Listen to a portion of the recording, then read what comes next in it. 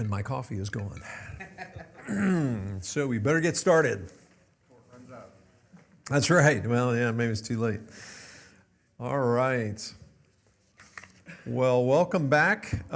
Quick update on the plan from here. My understanding is that Pastor Hedges is going to be here the next 2 Sundays, correct? And we'll be taking care of the ABF time. So we will finish chapter 3 today, Lord willing. And then we'll take a couple of weeks off, and then we'll be back in June. I have to talk to the Sunday school superintendent and the powers that be about what the plan is going forward and when the quarter ends and all that kind of stuff. But we'll go from there. So that's kind of looking ahead. Good to see you. Thanks for joining this morning. This is good. Is everybody okay? Anything urgent needs to be mentioned today for prayer?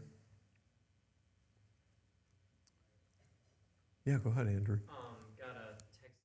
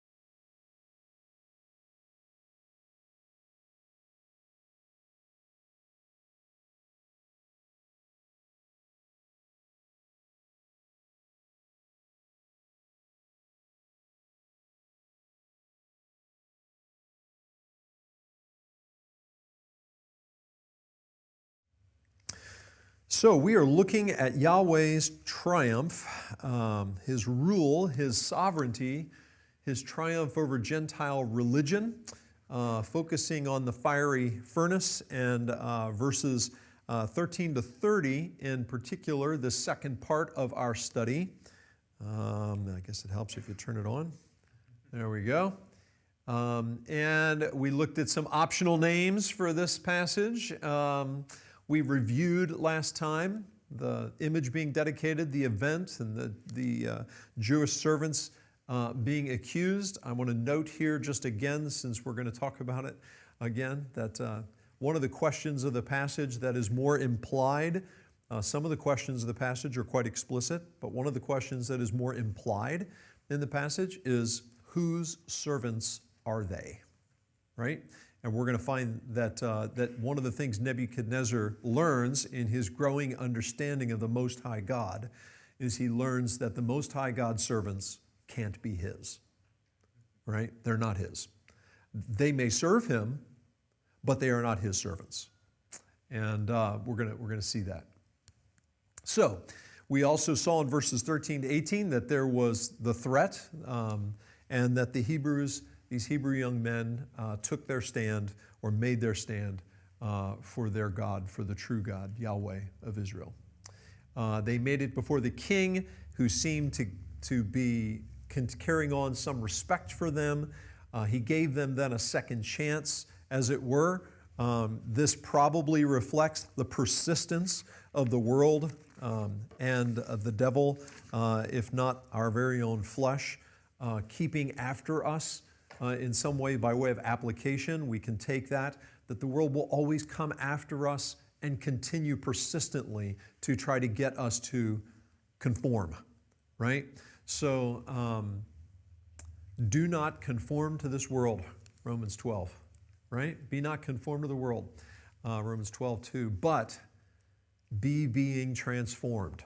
It's an ongoing process, right? And in a similar way, by analogy, I think we see here that this so-called second chance, now if you will bow, all well, right?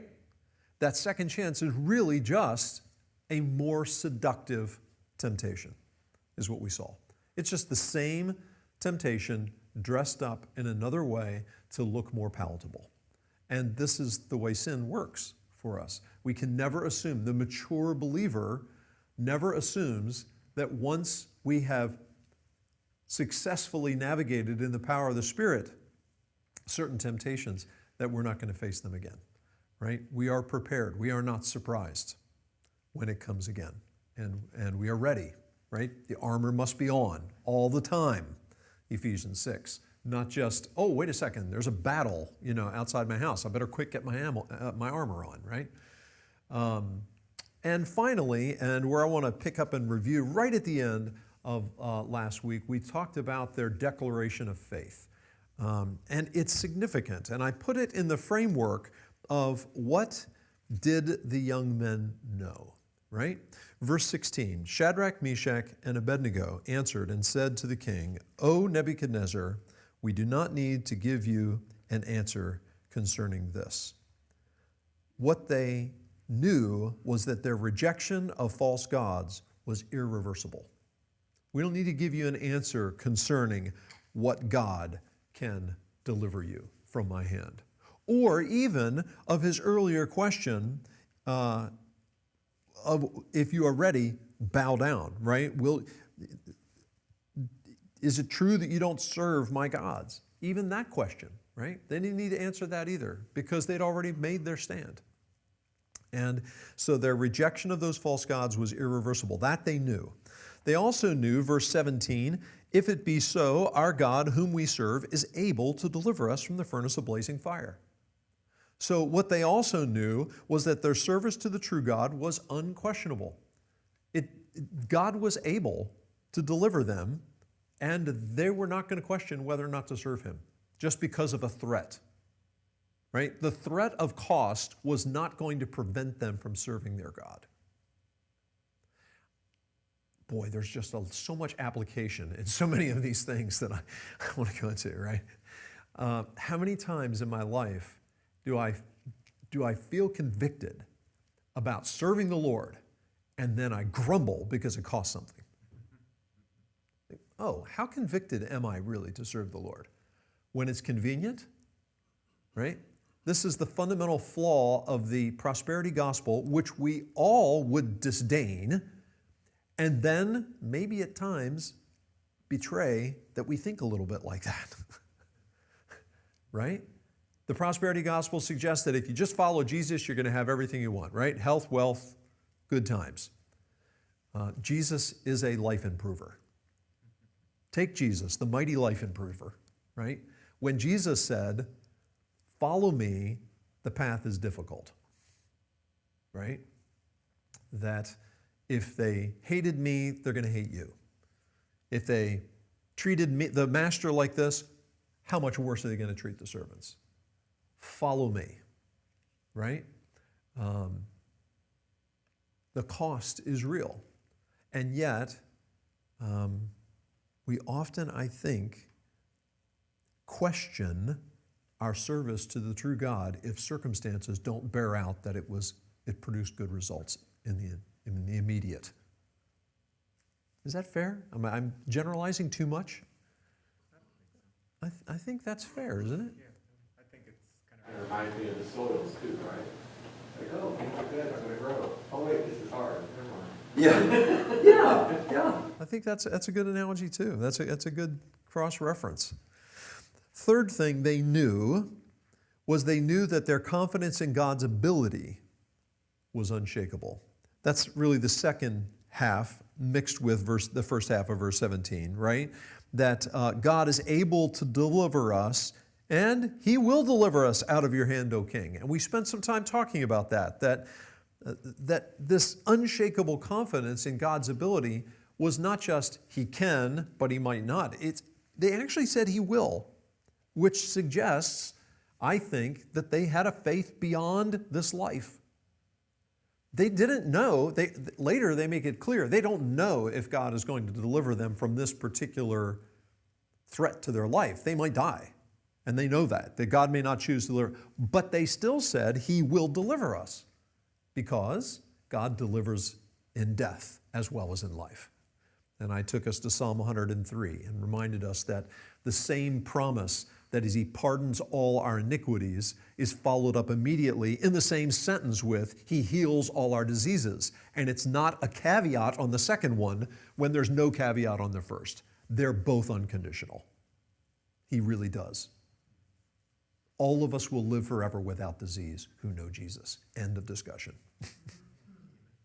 Right? He heals all our diseases. Whether He does so here or in His presence, life is eternal. What difference does it make? Right? And I think they had that sense. He will deliver us. Right? He'll deliver us in death where He will deliver us in life. And that's why even if He doesn't, we're still going to follow and serve Him. So they knew that. Their confidence in God's ability was unshakable. And finally, their trust in God's wisdom was interminable. Sorry, I had to stick. I had a little bit of pastoral alliteration going on here. We have irreversible, unquestionable, unshakable, and interminable. And could I have mixed some of those around in other? Yes, I know I could have, but I wanted a different word for each one. And I think it fits, right? Verse 18, even if He does not, let it be known to you, O King, that we are not going to serve your gods. Or they're looking forward, is why I chose the word interminable. Looking forward. We don't know what God is going to do. When you throw us in the furnace, if you throw us in the furnace and you say you're going to, we don't know. Even if He does not deliver us. In other words, protect us from those fires. But what we know is looking forward. We are not going to. We will not. It's a future projection. It's interminable. No termination on this. Their trust in God. In a sense, they put no limits on God's wise sovereignty.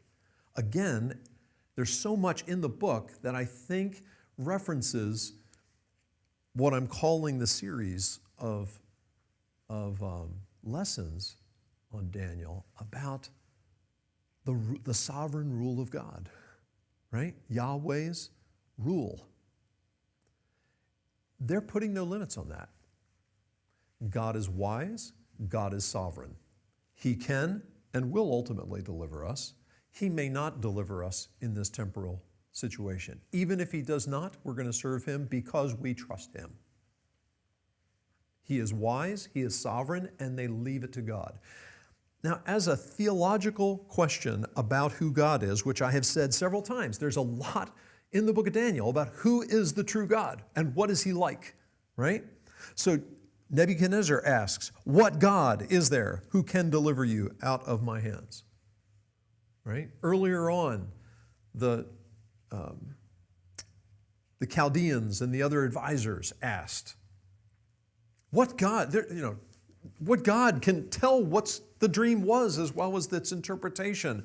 I mean, that's for the gods to know, and they don't dwell with men. Oh, really? Does God not dwell with men? What is true about God? Right? Well, one of the issues here that I think is being intimated at is, to what extent is God both wise and sovereign? Right? If he's sovereign but not wise, that's pretty terrifying, right? It's exactly the word that I used in my prayer. He is not capricious. If he is sovereign but not wise, he might be capricious, which means you don't know, what he feels like today, what he feels like tomorrow. To be honest with you, though it's easy to simplify, create straw men when you look at other people's concepts of religion or other religious religions, and I want to be cautious of that. I want to say, in a sense, this is the Islamic view of Allah, right? Ultimately, the Muslim practices the tenets of Islam, believes that Allah is sovereign, and casts themselves into the hands of God, but you never know. When you get before the judgment, he may or may not take you because Allah is sovereign. Which is a great way to keep people on a string doing what they're supposed to do, but is not a great way to develop a relationship that will last eternity with a God who exists. Right? And in a sense, it's the same problem with all false religions that expose their weakness in the area of works, right? One of my favorite Christian writers, Francis Schaeffer, whom I quote periodically, he was very influential in my youth, and in your youth, when you read things, you still remember it when you're old, you know what I mean? So I remember him better than the stuff I read 2 weeks ago. So, but he said the problem with works in any form of religious orientation where you try to do what is right to be accepted before a God someday is that and he put it this way, if you beat yourself 100 times, how do you know you didn't have to beat yourself 101? You never know, right? In the end, capricious. It's unknowable, right? But these guys knew. What did they know is what I'm saying. What they knew was based on a God who is not sovereign and not wise. He is both sovereign and wise. Of course, if God is wise and not sovereign, that would not be much hope either, would it? Right? So if he's wise and not sovereign, then he's a disappointment. Right? He may not be capricious because he's wise, but he's a disappointment. You still can't trust him because you don't know if he can do what he thinks is wise to do. He is both. In that sense, I'll just throw out a thought. Don't want to spend a lot of time talking about it, but just they're putting no limits on God's wise sovereignty, whether he does or not deliver them. This, in a sense, plays into the nature of God, plays into a broader discussion theologically that we often have about the notion of free will. So let me just jump off to a little side tangent for a second, because it's about the nature of God, right? So one of the ways to frame the question about the notion of free will is to ask it in reverse the way we usually do. Does God have free will? We always ask what? Does man have free will? Can two beings in the same universe have absolutely free will at the same time?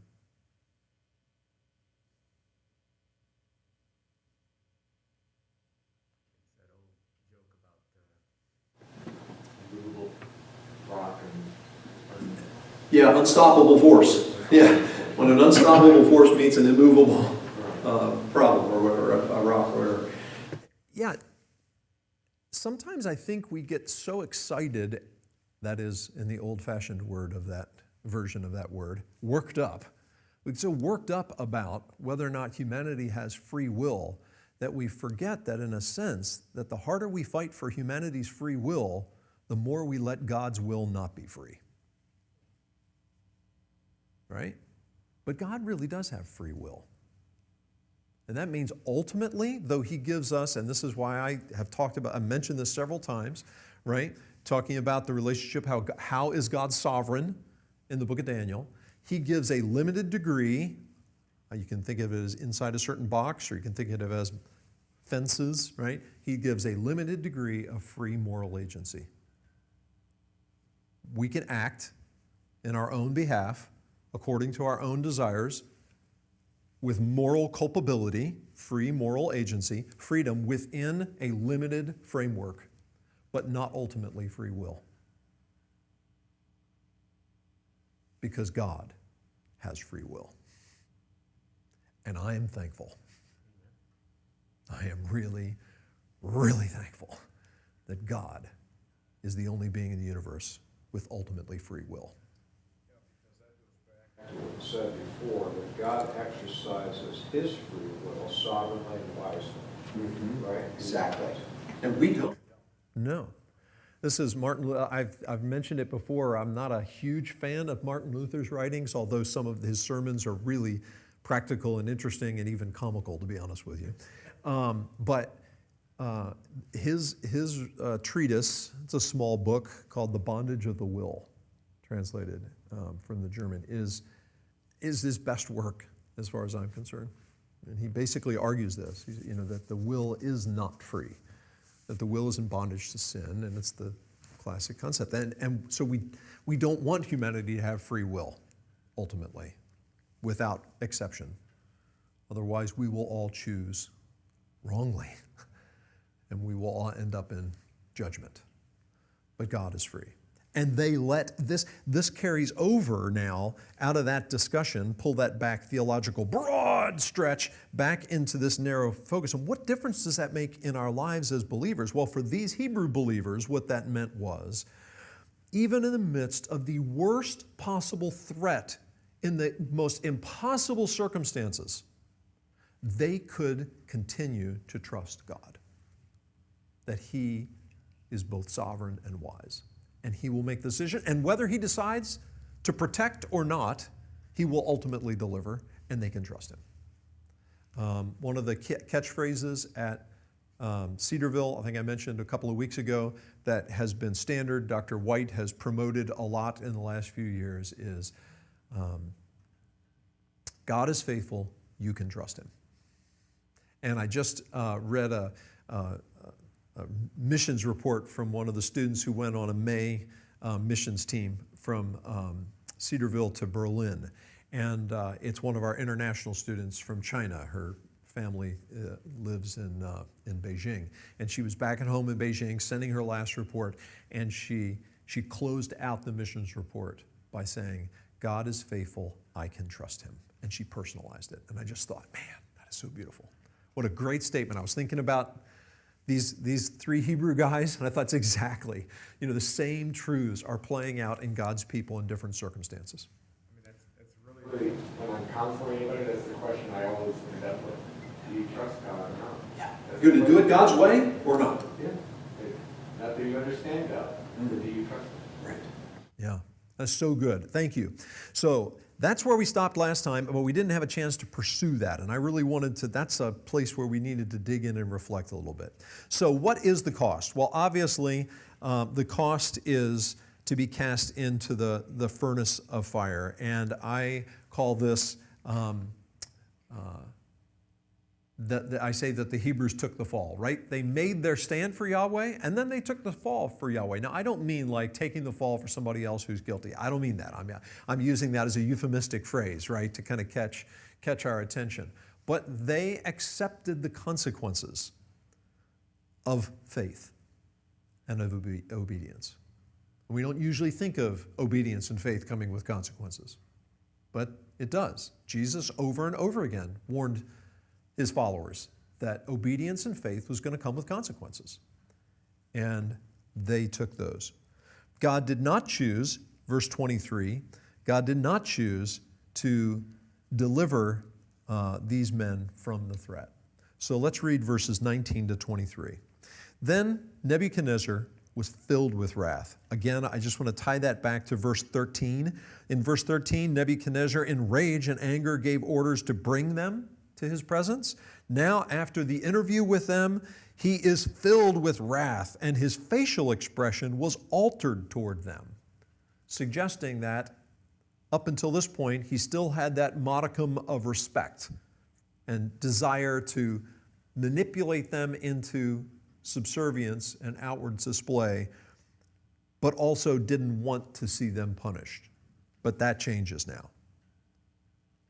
He answered by giving orders to heat the furnace 7 times more than it was usually heated. And he commanded certain valiant warriors who were in his army to tie up Shadrach, Meshach, and Abednego in order to cast them into the furnace of blazing fire. Then these men were tied up in their trousers, their coats, their caps, and their other clothes, and were cast into the midst of the furnace of blazing fire. A couple of times I've highlighted the detail in this chapter and in others, like they keep repeating the names of the groups and things like that. We'll come back to that. For this reason, because the king's command was urgent and the furnace had been made extremely hot, the flame of the fire slew those men who carried up Shadrach, Meshach, and Abednego. But these 3 men, Shadrach, Meshach, and Abednego, fell into the midst of the furnace of blazing fire, still tied up. God did not deliver them from the threat, right? They went into the fire. They were allowed to experience the consequences of doing right. And God chose to deliver them through those consequences, as I think Alan pointed out last time, instead of from the circumstances. We're going to look at this passage again in a little bit, but if you go back to Isaiah chapter 43, keep your finger in Daniel 3 and go back to Isaiah 43. I'm going to read some familiar verses. And I'll just, for right now, I'm going to deliberately limit myself to verse 2. When you pass through the waters, I will be with you, and through the rivers, they will not overflow you. When you walk through the fire, you will not be scorched, nor will the flame burn you.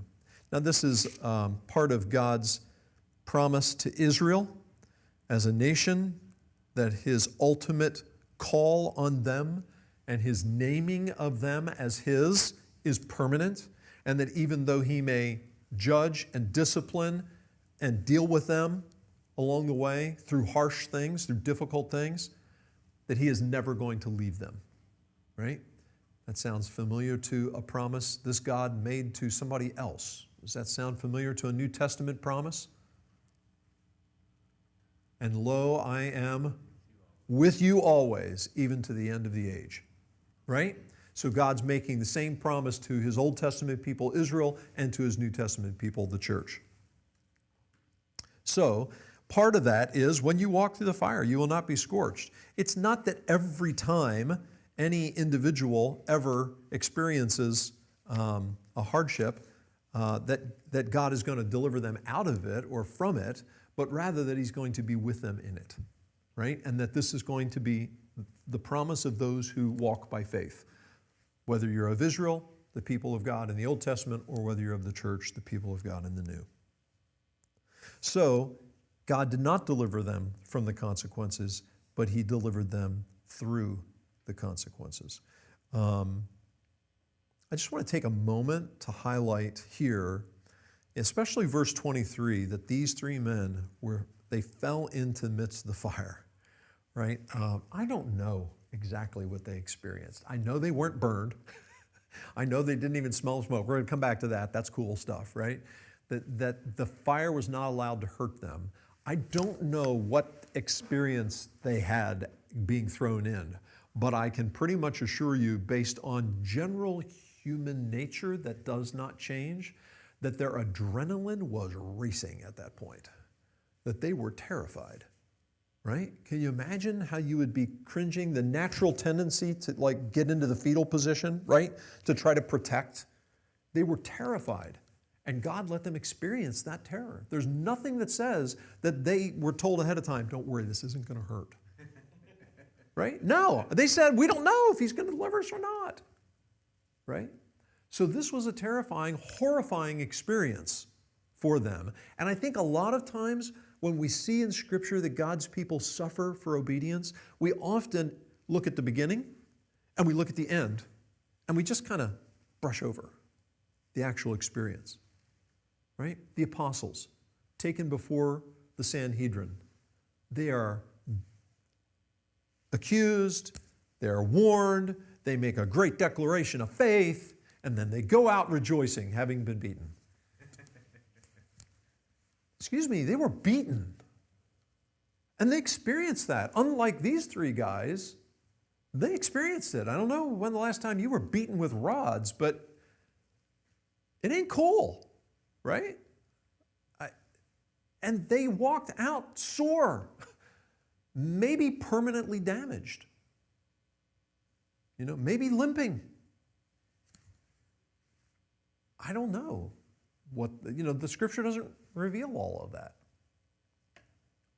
I think that it's good for us to take an adult pause in a passage like this when we look at it not in a grade school, Sunday school class.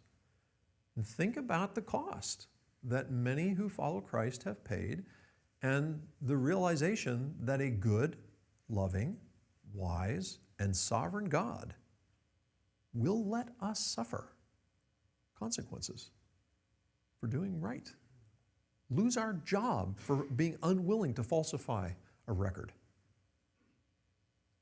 and not get it back. Right? Do worse on our taxes and pay more money to a government that's going to spend it unwisely because we filled the forms out honestly, when it was really easy not to, because frankly, we can just, make all kinds of rationalizations that I don't make enough money. They're not going to spend the money to come after me on an audit. Are you kidding me? What do they want, another $1,300? What does it matter to them? Right? They're going after the big dudes who are costing them real money. It's going to cost me more money because I'm going to be honest on my tax returns. It's feeling a little personal right now. So last month was a difficult month, let's just say, okay? I think it's good to pause there. Okay, I'll stop preaching and move on. Verses 19 to 22 leading up to that verse 23, we see that Nebi's rage kind of blocked his sense of reason.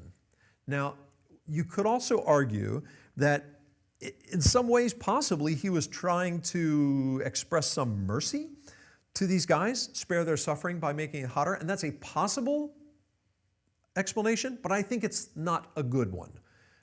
It's not as valid. The more likely explanation you see in the text is based on his rage.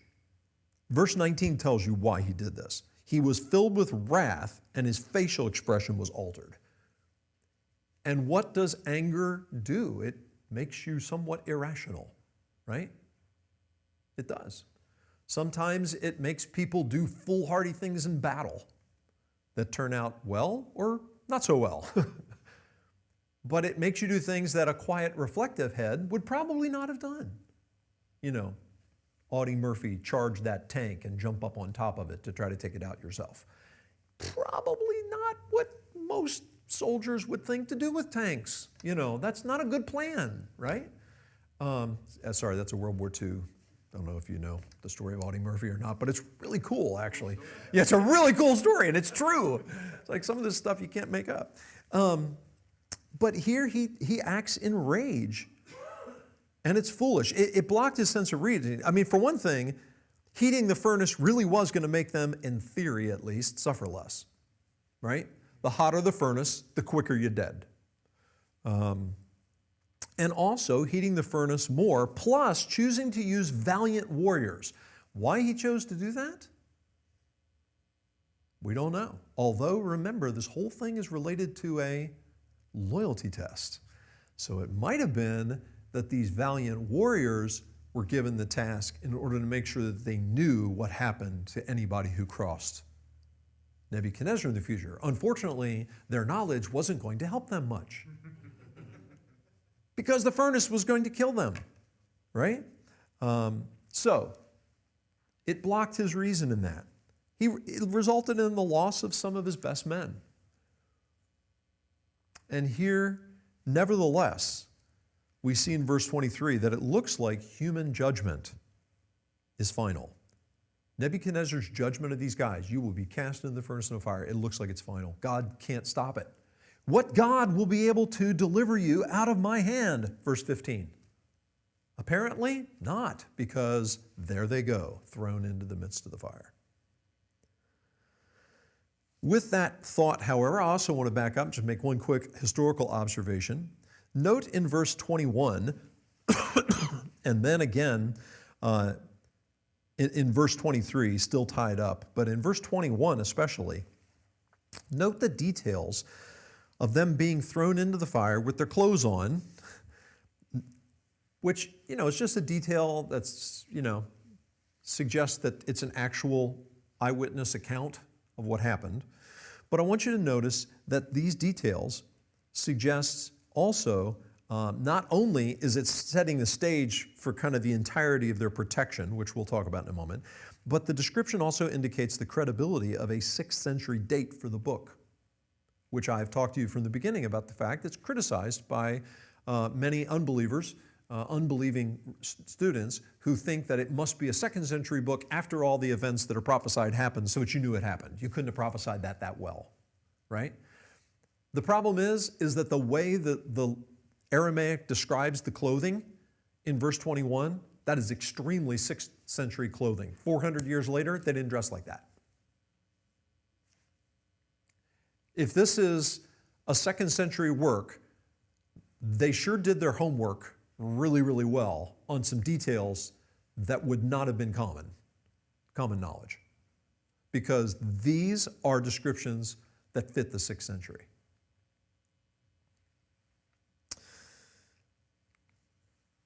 Where was Daniel? This is one of the first questions that most readers of the chapter confront. But perhaps a more critical question is, why didn't he explain his absence? Because remember, Daniel must have known about the events. He wrote the book. But he felt no compunction by the Holy Spirit to explain his absence from the account. So yeah, where was Daniel? But also, why didn't he explain it? He's the one who wrote it. He must have known. He would have stood out like a sore thumb that he is not in the story, right? Well, obviously, he did not bow. I think that's a given, right? There's no way that could be the explanation.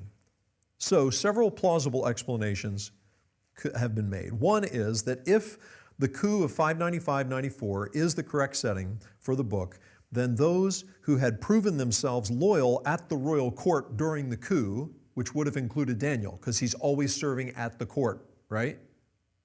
So those who were at the court and proved themselves in the midst of the coup to be loyal would obviously have been exempt from the ceremony. The ceremony is designed to bring in the questionable ones and make them prove their loyalty. Well, he had been at the court when Nebuchadnezzar went out to defend his own rule. So that would seem that he would have been included in the exempt individuals. And that seems to be implied just by the presence, remember, back in Daniel 2:49. that he remained at the king's court. That detail seems to have become important. A second possibility is that he may have been physically absent when the loyalty test was given. For example, as a trusted aide, Daniel may have been sent to discern the dependability of some other region or vassal state during the time, right? I mean, Nebuchadnezzar's whole thing is Nebuchadnezzar's trying to reaffirm his rule over a broad empire. So he may be out representing, he's a trusted advisor. He may be out representing. In whatever case, the issue is he knew about the events by firsthand, probably from Hananiah, Mishael, and Azariah, and maybe from Nebuchadnezzar, right? But he was not there. Wherever he was, his three associates were certainly there, possibly even being corroborated by archaeological evidence. I will also note that a prominent historian of the era, William H. Shea, argues that a clay prism found in Babylon from the time of Nebuchadnezzar may actually apply to this ceremony. The artifact gives specific names of individuals in 5 classes of leaders in Babylon, and it lists over 50 of them by name as a part of a loyalty structure. And this includes Nebuzaradan, who was mentioned in 2 Kings chapter 25 and in Jeremiah 39, and Neriglissar, who would later become king of Babylon. And according to Shea, it is a memento or record of some sort of ceremony under the direction and rule of Nebuchadnezzar, which sounds familiar.